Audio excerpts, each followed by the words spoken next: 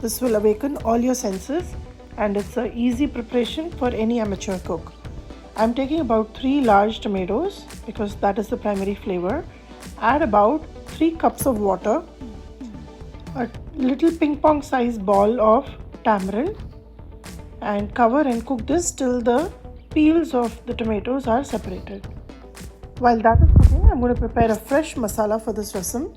I have taken 1 tablespoon each of chana dal, urad dal, 2 tablespoons of coriander seeds. Along with this, I'm going to add a tablespoonful of black pepper, another tablespoon of jeera, this is just cumin seeds, and a little bit of methi seeds. This is about half a teaspoon. Don't add too much. Now we're going to dry roast this till all the flavors are awakened, and it's a nice smoky flavor of cumin seeds and pepper and the coriander seeds. This will take about 5 to 8 minutes. So do it on a slow flame and take it out in a plate. I will also roast about 2 dry red chilies and about a quarter teaspoon of hing granules. If you don't have hing granules, you can always use the powder, which you don't have to roast. You can add it when we prepare the rasam. Tomatoes have been boiling for about 7 minutes now. The ingredients we roasted have cooled down, and I'm going to add about a handful of curry leaf. These are sun dried, and I'm going to make a coarse powder. Once this is ready, I'm going to add about 6 cloves of garlic. This is completely optional. If you don't want to add, you don't have to add. And now just pulse a couple of times till you get a powder. Fresh rasam powder is now ready, and this can be stored as well. The tomatoes here have cooked as well. I'm going to just go ahead and remove all the skin from the tomatoes.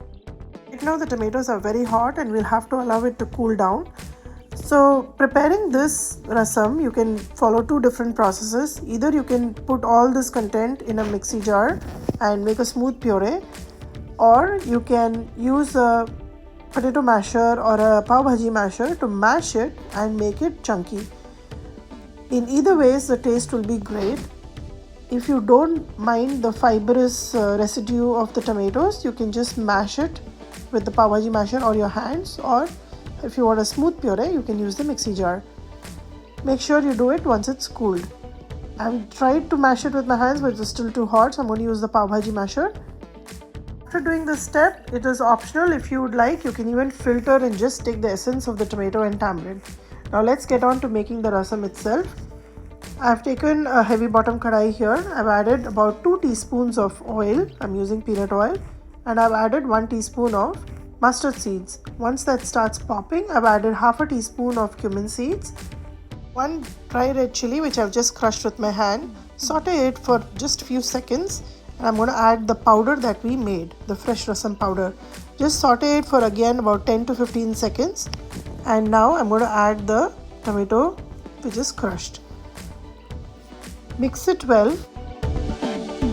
Add about a quarter teaspoon of turmeric powder and 1 cup of water to adjust the consistency. Right now it's pretty thick, and rasam is a nice and light soup. Mix it and keep it on a medium-low flame because we don't want the rasam to boil. Everything here is already cooked. We are just bringing together the flavors so that they can blend and give a great taste. I've added another cup of water, and I'm going to add some salt to taste. I'm using the sea salt, but if you would like, you can use regular salt as well. This is the kind of rasam to be prepared when you're returning back from traveling and you're craving for home food, or if you're recovering from a viral infection. This rasam will hit all your taste buds and will be excellent. Keep it on a medium flame, and when you start seeing that the rasam is foaming up like this, how you can see in the video, add about half a cup of water to stop the cooking, and we will top it up with fresh coriander leaves. It gives an instant refreshing taste and aroma.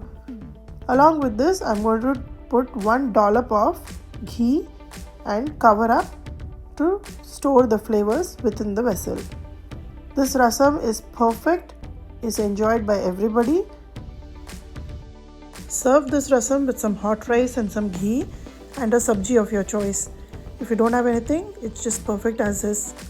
So give this recipe a try, like and subscribe my channel. Follow me on Instagram and let me know how this simple rasam turned out for you.